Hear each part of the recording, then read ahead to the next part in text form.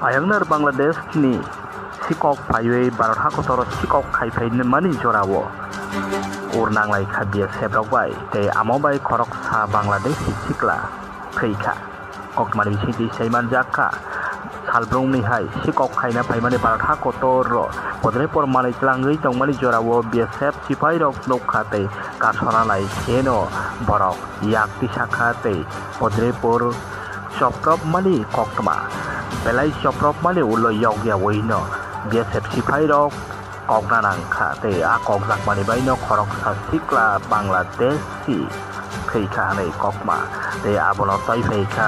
sakam dago te doctor saklai khabo tobo yakot sakangno khaijak a sikla Bangladeshi কিছুক্ষণ আগে একটা BSF এর group তারা দুজন এসেছে পেশেন্টটাকে ব্রডডেড নিয়ে এসেছে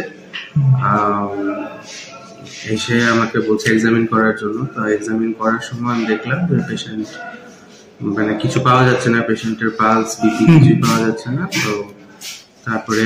ভালো করে এক্সামিনেশন দেখে দেখলাম যে পেশেন্টের বা পায়ে একটা জায়গাতে গুলি লেগেছে তো ওখান থেকে অনেকটাই ব্লাড লস হয়েছে পেশেন্ট ক্লিনিক্যালি ডেড মানে মারা গেছে